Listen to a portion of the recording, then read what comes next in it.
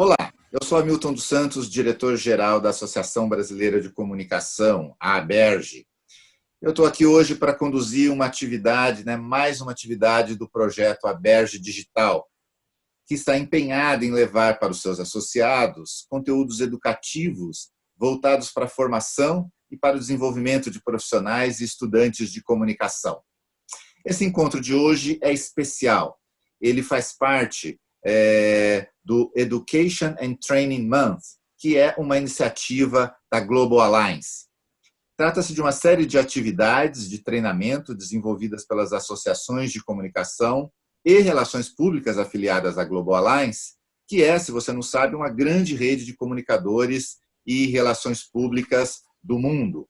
Rede essa da qual a ABERJ tem o orgulho de fazer parte.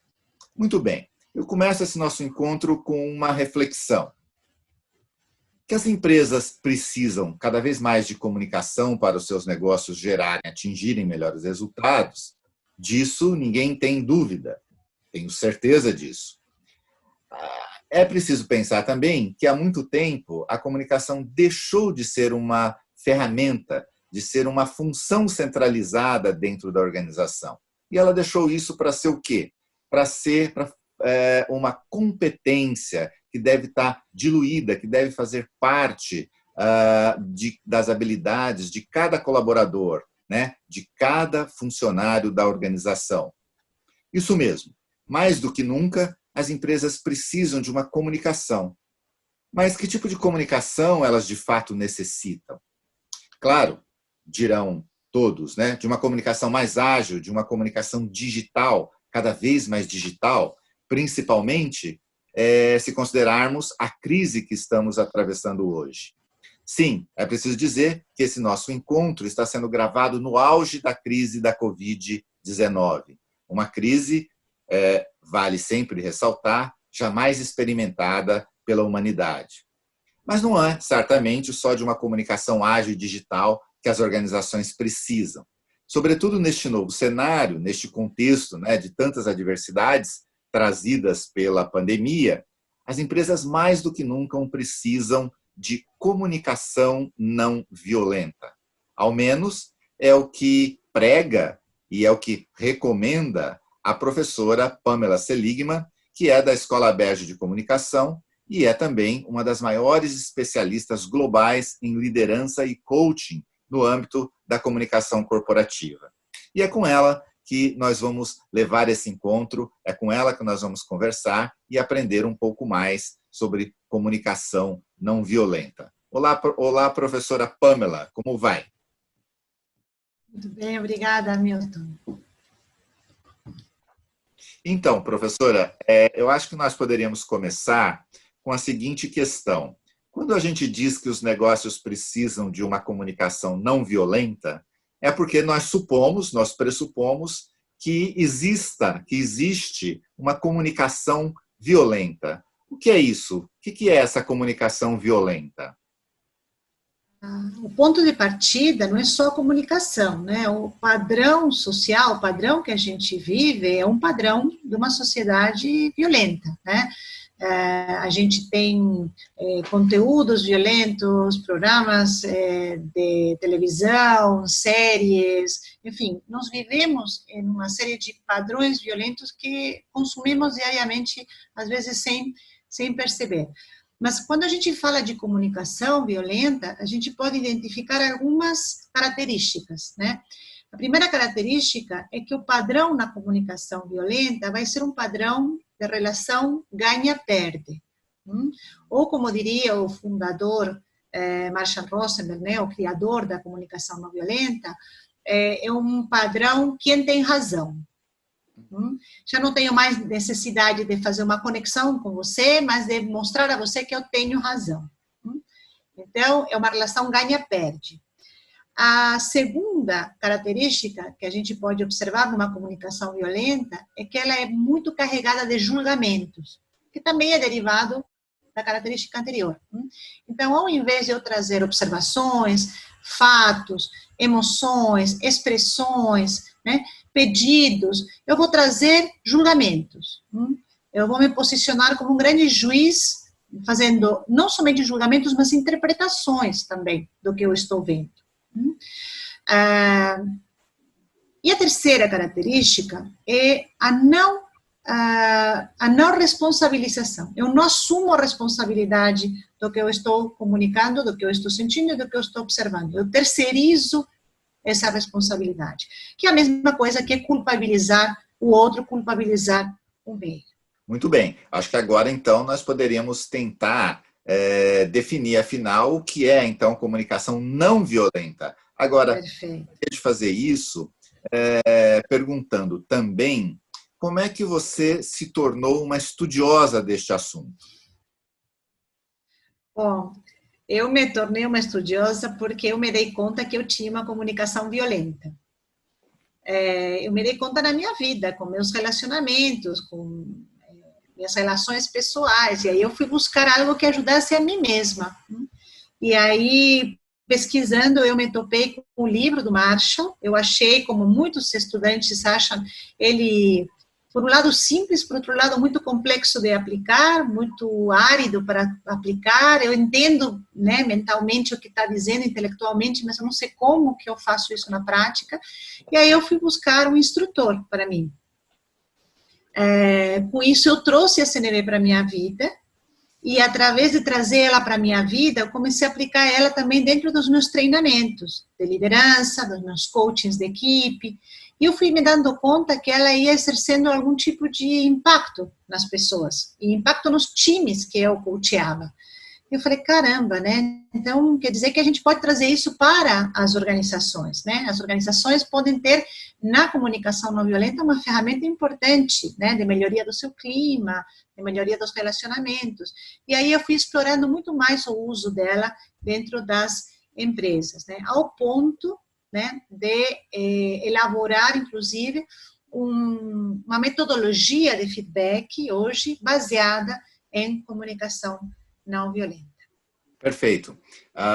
Eu gostaria de aproveitar para avisar os nossos espectadores que você poderá acessar esse conteúdo que nós estamos trabalhando aqui, que nós estamos desenvolvendo aqui, por meio de um QR Code que aparece aí na sua tela. Basta aproximar o seu celular e você terá acesso a esse conteúdo em inglês, em espanhol e também em português. Agora sim, voltando para a professora Pamela, eu gostaria de perguntar por que então se pode dizer, né, por que então a senhora prega que os negócios poderão ter melhores resultados se adotarem a comunicação não violenta? É interessante porque a maior parte das metodologias de negociação que hoje são tão apreciadas e ensinadas, como Harvard e outras, partem de um pressuposto que é, primeiro, uma premissa ganha-ganha. Está altamente comprovado já em pesquisas, né, que quando você faz uma negociação e a outra parte sente que saiu em desvantagem, pode ser que nesta negociação você tenha ganhado, mas na próxima você não terá oportunidade de fazer uma nova negociação com essa pessoa. Quer dizer, o vínculo do negócio, a relação, né, da negociação, ela não perdura no tempo, ela não é sustentável, se uma das partes sente que perdeu. Então, a primeira premissa da negociação é que exista uma relação ganha-ganha, que ambas as partes sintam que as suas necessidades foram atendidas. E esta é a premissa central da comunicação não violenta. O fundador da comunicação não violenta, o estruturador da comunicação não violenta, que é o Marshall Rosenberg, ele tem uma frase central, que é o centro mesmo da comunicação não violenta, que é: toda violência é a expressão trágica ou dramática de uma necessidade que não está sendo atendida. Isso quer dizer que quando uma pessoa tem uma expressão violenta, agressiva, rude, no fundo, ela está pedindo para que a gente atenda uma necessidade dela, que neste momento não está sendo satisfeita. Então, quando a gente pensa em negociação, a gente pensa em ambos lados, dois lados, olhando para suas necessidades, comunicando suas necessidades e encontrando um lugar comum onde ambas necessidades possam ser atendidas. Sim? Então, é muito importante não só a comunicação, mas o princípio que está por baixo da comunicação não violenta, que é, eu quero um paradigma ganha-ganha, win-win. Eu quero uma relação sustentável. Eu não quero algo no qual eu ganho e você perde. Isso não se sustenta no tempo. Então, a comunicação não violenta são relações que eu quero conservar, né? São relações que eu quero que perdurem no tempo. E porque me importa nessas relações é que eu vou tratar elas com esse paradigma de eu ganho e você também ganha. E nossa relação ganha. Perfeito. Então, podemos entender a comunicação não violenta também como uma estratégia de negociação? Sim. Sim. Em todas as transações entre pessoas, existe de alguma maneira uma negociação. Quando as empresas me chamam e me dizem, Pamela, vamos fazer um team building, ou vamos trabalhar um time, porque a gente tem problemas de comunicação, eu costumo dizer para eles que se a gente não tem problemas de idioma, se não tem pessoas que falam, sei lá, norueguês e português, a gente, na verdade, não tem um problema de comunicação, a gente tem um problema de relação, né? Relacionamento. Então, assim, eu te escuto, mas não quero te escutar, eu te escuto, mas não quero te entender, eu te entendo, mas não quero te atender, eu te escuto, mas te escuto contestando mentalmente o que você está me dizendo, né? A gente faz isso por uma metáfora, né? A gente diz que existe uma comunicação que é a comunicação do tênis. Qual é a comunicação do tênis? Eu vou jogar a bolinha num lugar que você não vai alcançar. Sim. Mas a comunicação não violenta é a comunicação do frescobol. Eu não sei como chama isso em outras culturas, mas é um jogo que a gente faz na praia, aqui no Brasil tem muita praia, e como eu jogo a bolinha para meu parceiro conseguir pegar essa bolinha e devolver para mim. E a frustração é justamente quando ele não consegue pegar a bolinha. Então, a comunicação não violenta é uma comunicação onde eu quero que o outro pegue a bolinha. Eu não quero que o outro saia correndo e meu argumento faça ponto para mim e deixe ele em desvantagem. Formidável essa metáfora do tênis, né, e do frescobol, né? Muito interessante mesmo. Agora, eu fiquei aqui, enquanto você falava, buscando alguns exemplos também de comunicação violenta que se expressam na nossa atividade, na atividade do comunicador. Quando eu penso, por exemplo, na questão da reputação, quando uma organização, ela, para proteger ou para construir a própria reputação, ataca a reputação alheia, ataca a reputação de outros, né, ou de outras organizações, ou quando, ao fazer propaganda de um produto, eu desmereço ou eu preciso destruir o produto do concorrente, isso é um tipo de comunicação violenta, me parece bastante claro. É possível abrir mão desse tipo, digamos assim, de comunicação, tudo muito usada na publicidade?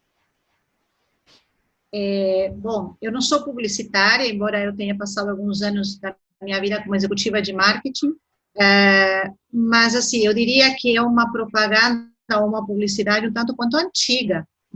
Eu perguntaria para as novas gerações agora se elas querem uma publicidade que ataca o concorrente ou se elas querem uma publicidade que mostra o que meu produto tem para agregar, o que meu produto faz para o meio ambiente, o que meu produto tem de propósito, o que meu produto traz para o bem-estar da tua vida, né? Eu não necessito detonar ninguém para dizer o que eu tenho de bom, né? Acho que essa comparação mais bruta, né, ela pode ter servido nas gerações anteriores, né, onde também servia em uma organização uma estrutura rígida, hierárquica, né, eu mando, você obedece. A gente tem percebido cada vez mais a juventude trazendo estruturas mais horizontais. Horizontais não necessariamente em uma organização que não vai ter hierarquia de responsabilidades, mas horizontais no diálogo, horizontais na proposta de ideias, horizontais numa relação em que eu posso estar ao seu lado pensando junto, né, e fazendo junto, cooperação. Sim? Então, eu particularmente acho que essa propaganda, ela não tem muita vida mais, não. Perfeito. Professora, agora, quando falamos de comunicação não violenta, isso significa que devemos tirar toda a agressividade da comunicação ou do processo de comunicação? É possível isso? Então, eu acho que não é possível muito tirar toda a agressividade do ser humano, não, né? Nós somos um pouco bicho também. A gente precisa definir o que é agressividade, né? Quando a gente fala de agressividade como ousadia, como coragem, como bravura, como arrojo, bem-vindo, né?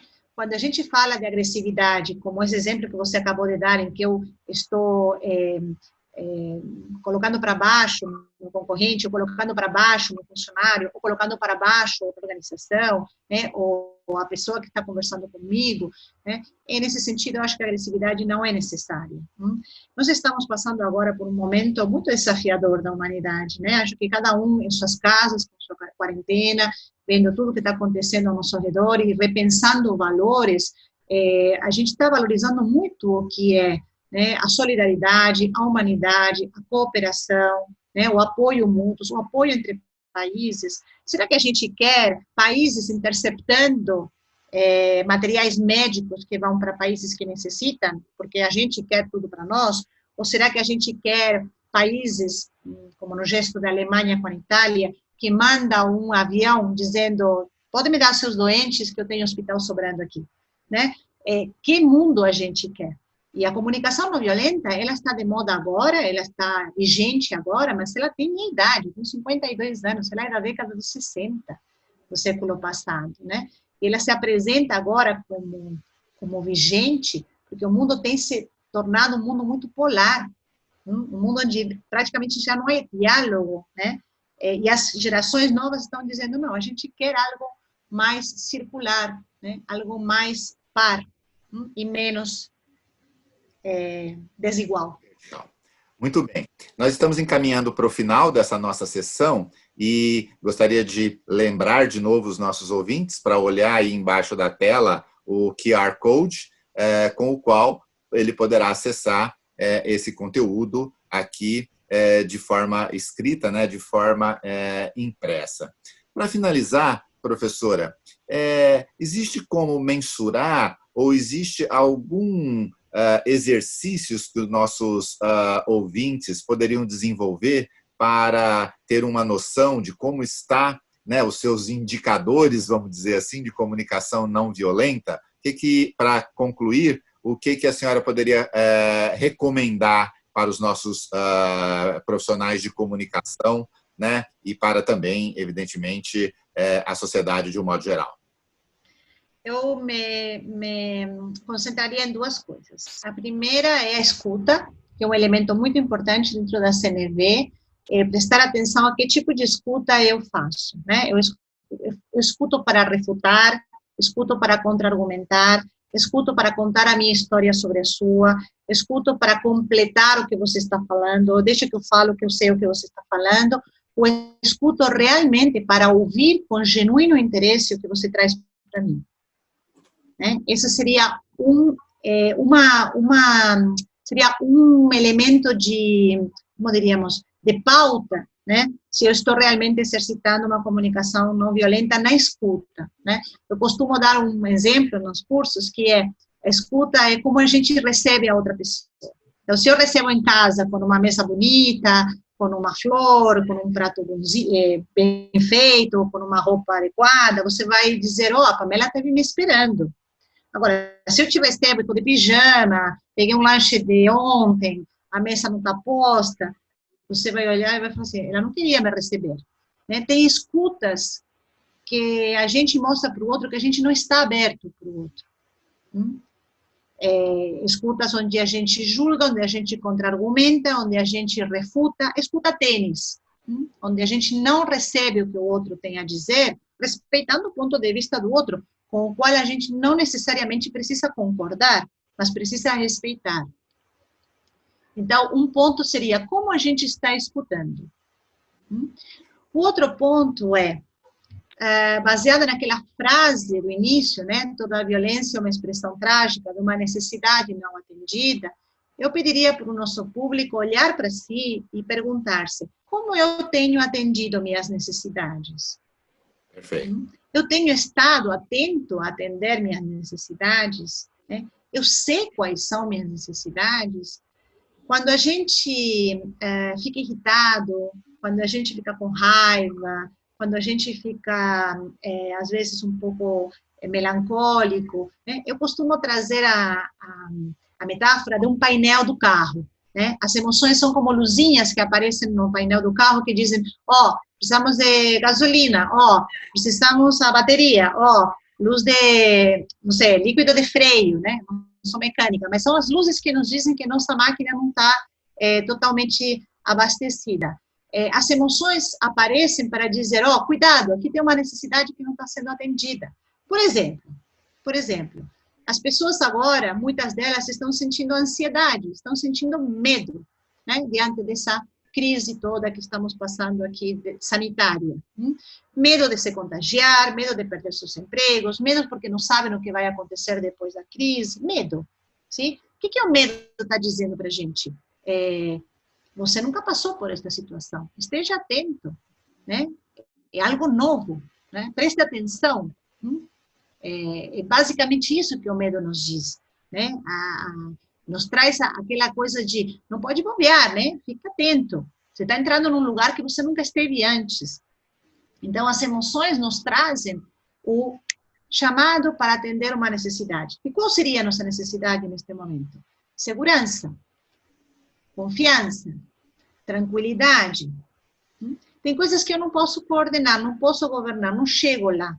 Mas eu posso atender minha necessidade de tranquilidade, eu posso atender minha necessidade de segurança, dentro das minhas possibilidades. Então, as duas coisas que eu deixaria para nossos ouvintes aqui, as pessoas que estão nos acompanhando. Uma, como escuto o outro.